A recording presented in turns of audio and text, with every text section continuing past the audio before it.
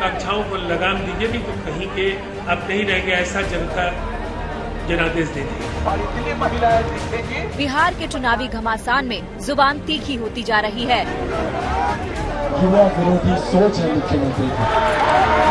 बयानों के तीर भेदने लगे हैं। अब तो बिहार की लड़ाई जेल तक आ गई है। जांच करवाई जाएगी और सबको जेल भेजा जाएगा। वो तुम 8-10 आदमी और यहाँ हजारों लोग हैं।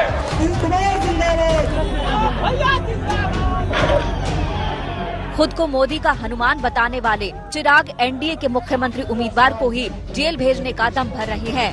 कल डुमराव की रैली में चिराग के निशाने पर सिर्फ और सिर्फ नीतीश कुमार थे। चिराग ने पहले नीतीश के कार्यकाल को भ्रष्ट बताया और फिर जेल भेजने की धमकी दे डाली।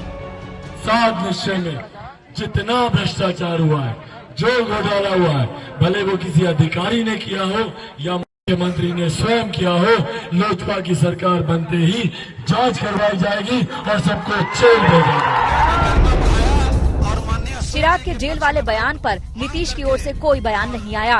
वैसे भी वो चिराग को ज्यादा तवज्जो नहीं दे रहे हैं। लगातार हमले होने के बावजूद उन्होंने चिराग के खिलाफ अब तक मुंह नहीं खोला। यहाँ तक कि रामविलास पासवान को श्रद्धांजलि देने चिराग के घर भी गए।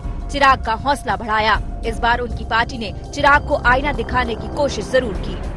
जो बेहयाई और बेशर्मी उनके बयान में आज झलकी है, उसकी कठोरतम शब्दों में निंदा करता हूं।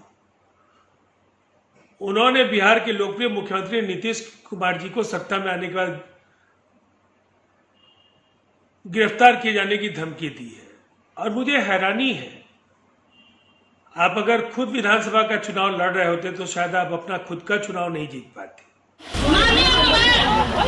चिराग का पूरा अभियान ही नीतीश के खिलाफ है। नीतीश को लेकर ही वो एनडीए से अलग होकर चुनावी मैदान में है। एलजेपी 138 सीटों पर चुनाव लड़ रही है। इनमें वो सभी सीटें हैं जहां नीतीश की पार्टी जेडीयू मैदान में है। बड़ी अजीब स्थिति है। बीजेपी और जेडीयू मिलकर चुनाव लड़ रही है और चिराग खुद को मोदी का हनुमान बता रहे हैं। लोग बोलते हैं कि मैं किसी को मक्खन लगाने की परिकाष्ठा मैं पार कर रहा हूं। जब मैं प्रधानमंत्री जी के लिए मैं बोलता हूं कि मैं उनका हनुमान हूं या मेरे दिल में वो बसते हैं, पर मैं और क्या करूंगा श्वेता जी, जब कोई नहीं था मेरे पास। प्रधानमंत्री उस वक्त मेरे साथ खड़े हुए थे। चिराग के खिलाफ बीजेपी भी खुलकर नहीं बोल रही। चुनावी प्रचार में भी बीजेपी के निशाने पर चिराग नहीं है। ये जरूर है कि केंद्रीय मंत्री प्रकाश जावड़ेकर ने चिराग की पार्टी को वोट कटवा कहा, लेकिन चिराग इसे नीतीश की ओर से दिलवाया गया बयान बता रहे हैं। चिराग की पार्टी एक वोट कटवाने वाली पार्टी रह जाएगी और हम 3/4 बहुमत से चुनाव जीतेंगे।